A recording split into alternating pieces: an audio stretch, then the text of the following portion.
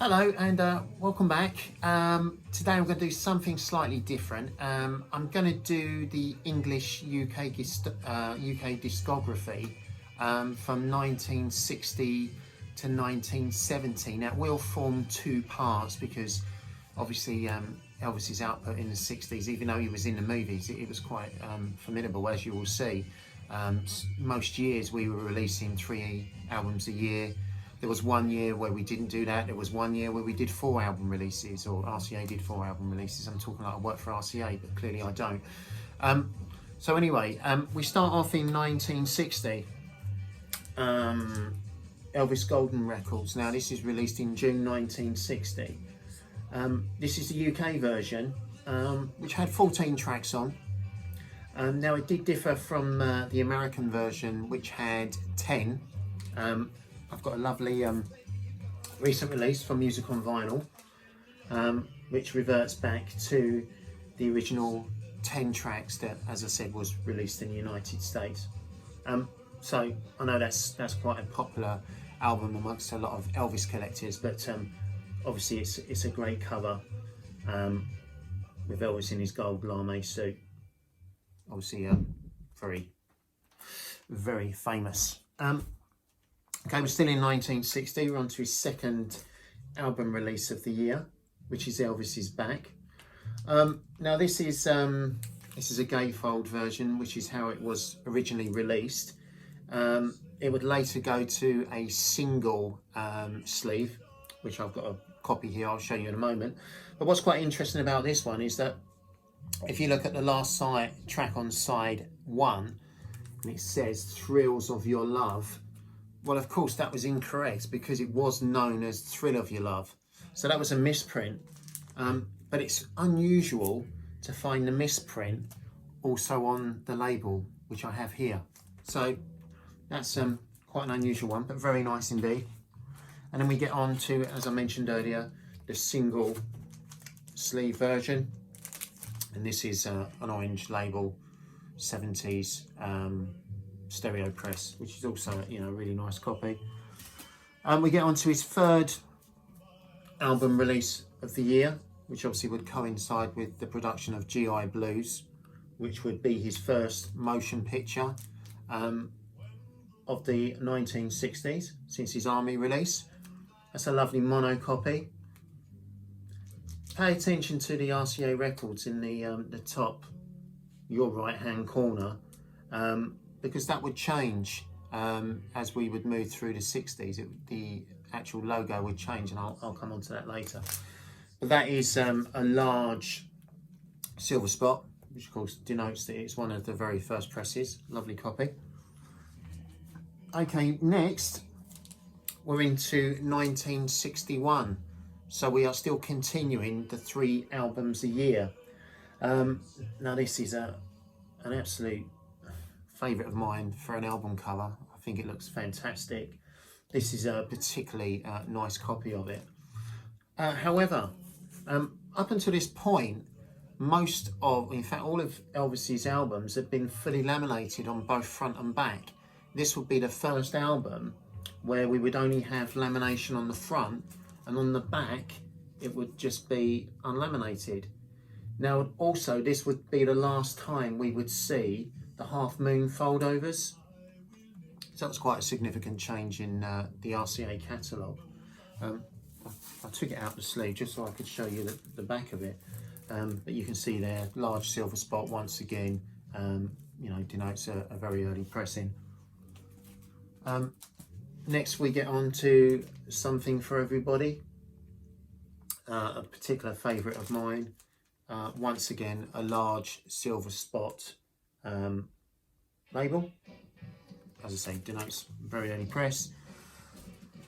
And then we get into the last album of 1961, which is Blue Hawaii, probably one of his largest selling albums of all time. We've still got the RCA Records logo in the top, and we also have the large silver spot on the back, as I say, to denote this is one of the original presses. Very nice. Next we get into 1962. Now 1962 would be a different year because we only saw 2 album releases this year, and the second one I'll show you might come as a surprise to the non-Elvis collector or the collector that's just starting out. As you can see, we now get onto the Rca Victor label. Now if we go back to the previous album, we can see it says RCA Records. Okay, but now we've changed and we've gone to Rca Victor. So that is what RCA Records would now be known as. This would be the last album as well that would have the large silver spot. So that was quite significant as well. Now this is a lovely stereo pressing. I've mentioned this before in a previous video. Very hard to get a copy of this in such awesome condition, but I'm very fortunate to get this one. Now, the next record I'm going to talk about is Rock and Roll number 2. Now you're thinking, well, why the hell is Rock and Roll number 2 here? When, as most collectors would know, Rock and Roll number 2 was in fact the second album that was ever released of Elvis's. However, I'm going to refer to some notes here because I was unaware of this until, in fact, yesterday. But this album got released due to pressure applied by the UK magazine Elvis Monthly. And after RCA took over HMV in the UK, fans couldn't get hold of this unless it was obtained abroad for increased prices. The magazine Monthly tried to get its readers estimated at 400,000 to guarantee to buy a copy. The editor promised to buy 1,000 copies. So that's quite a thing to achieve. But obviously they lobbied Decca Records, who were making the presses for this at the time, and obviously in conjunction with RCA, they brought back his second album. And that's why it's unusual to see it released in '62, but of course it was a re-release. And now we can also see the first small silver spot.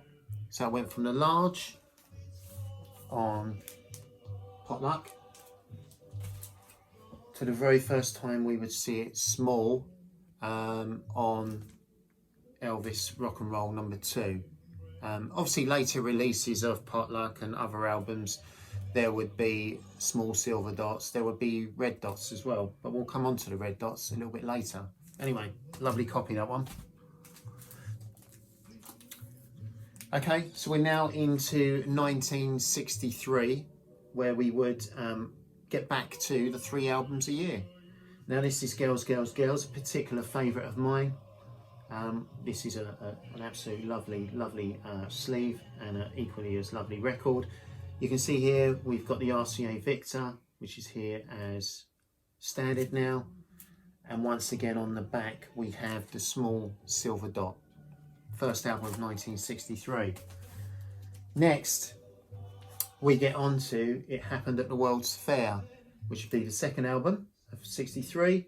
As you see, RCA Victor still is prominent on the front, and also we have the small silver spot, but this is a living stereo copy. Not hard to find, but hard to find in this condition, and this is an absolute lovely copy. Next we come on to Fun in Acapulco, which will be the third album of '63.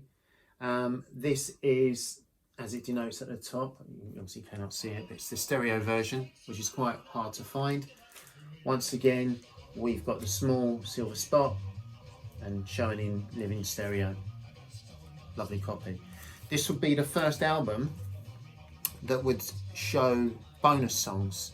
Now bonus songs would become quite important from 1963 onwards, as they would, where some of the movies didn't have enough songs on them, they would fill up the gaps with bonus songs that were taken from different recording sessions from years, that same year, or even could be a year or two before. So that is that's quite a significant change as well. Next we are into 1964. So we've still got the RCA Victor label prominent at the top, but this would be the first time we would see the small red dot label. on the label. So that's quite a significant change. Now this is obviously a very popular record, very well loved amongst Elvis collectors. This is a mono version. Living stereo version is very hard to find. I don't have it, but invariably that will turn up at some point, I should imagine. But it can command quite a lot of money. Anyway, that's a lovely version. We then get to Kissing Cousins, which is another mono version. You can see we've still got the Victor in the top right hand side, and we've also got the small red label. Now I really like this album. I know a lot of people don't. I think it's got some really good songs on it, and I like the album art from it, and it does differ from, or you can see it's very similar to the graphics on the FTD one that was released recently. But that's a really nice record as well. There you go, that's quite a lovely version. And then next we get on to Elvis Roustabout, which would be the last album of 1964. Nice copy again. Hard to find a living stereo version of this as well. They are, if you can find one, they can command anything up to £100 and over, or if you get one less than that, you're doing really well. And once again, we've got the red silver spot label. So I'm going to stop it there, because obviously this is getting a quite long video anyway. Obviously next we're going to 1965, where there would be some more changes. Anyway, I hope this just gives you a brief overview of Elvis UK discography in the 60s. I'd like to make a special mention to Andrea, who's a good friend of mine in Italy. He loves the UK discography, and Andrea, this one was for you. Cheers, mate, and TCB. Thank you.